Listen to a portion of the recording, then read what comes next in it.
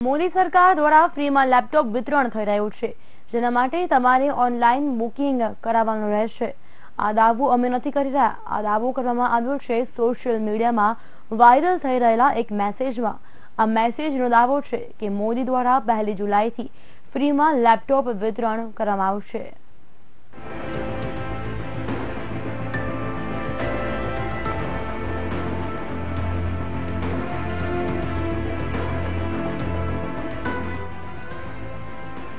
શું મોદી સરકાર દ્વારા ફ્રીમાં લેપટોપ વિતરણ થઈ રહ્યું છે?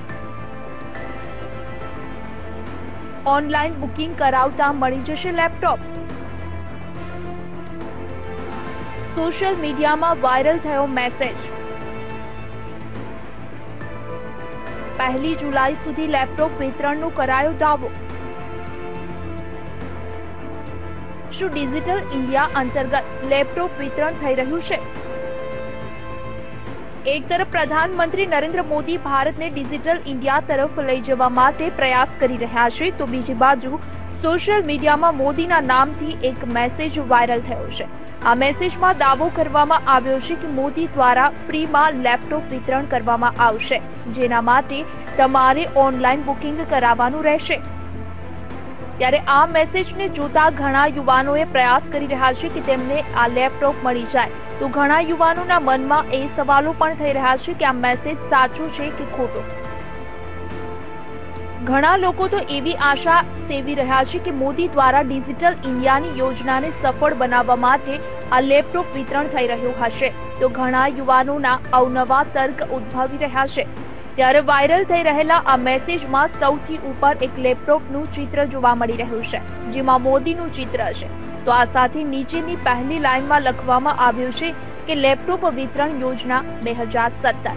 નીચેની લાઈનમાં આગળ લખવામાં આવ્યું છે કે મોદી સરકાર તરફથી લેપટોપ વિતરણ આજથી પ્રારંભ।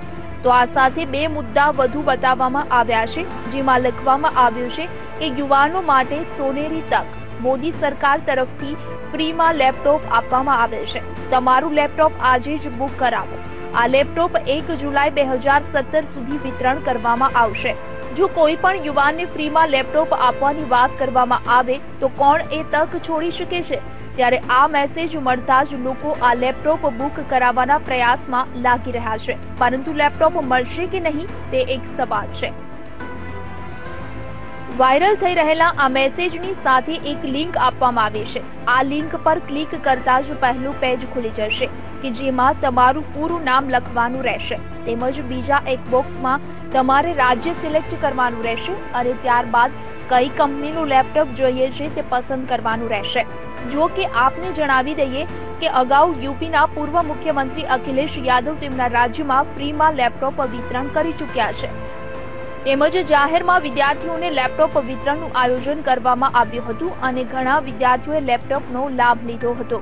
જો કે આ યોજના હવે મોદી સરકારે પણ શરૂ કરી છે કે નહીં તે એક સવાલ છે અને સૌ કોઈના મનમાં થઈ રહ્યો છે। વાયરલ થઈ રહેલા આ મેસેજની પડતાલ વીટીવી દ્વારા કરવામાં આવી, તેમજ એ જાણવાનો પ્રયાસ કરવામાં આવ્યો કે આ મેસેજ કેટલો સાચો છે, જેના માટે અમે એ મેસેજની લિંક ઓપન કરી અને પહેલા પેજમાં માહિતી એડ કરી। જો કે નવાઈની વાત તો એ છે કે આ પેજ પર ખોટી માહિતી આપવામાં આવે છે તો પણ આ વેબસાઇટ તેને સ્વીકારી લે છે। જેમ કે પહેલા પેજના પ્રથમ બોક્સમાં ABCD લખવામાં આવ્યો અને બિહાર રાજ્ય પસંદ કરવામાં આવે છે, જે બાદ ડેલ કંપનીનો ઓપ્શન આપવામાં આવે છે અને નેક્સ્ટ પર ક્લિક કરતા આ પેજ ખુલી જાય છે અને બીજા પેજનું ઓપ્શન આવી જાય છે। જો કે અહીં જણાવવામાં આવે છે કે તમારે 15 મિત્રોને ઇન્વાઇટ કરવાનું રહેશે, પરંતુ જ્યારે આ પ્રક્રિયા આગળ વધશે ત્યારે તમને આખરે યુસી ન્યૂઝ એપ ડાઉનલોડ કરવાનું કહેવામાં આવશે, તેમજ તમારું નામ અને સરનામું પણ માંગશે અને જો તમને ત્રીજા પેજ પરથી યુસી નંબર ડાઉનલોડ નહીં કરો તો તમને મેસેજ આવશે કે એપ ઇન્સ્ટોલ કરો તો જ લેપટોપ મળશે।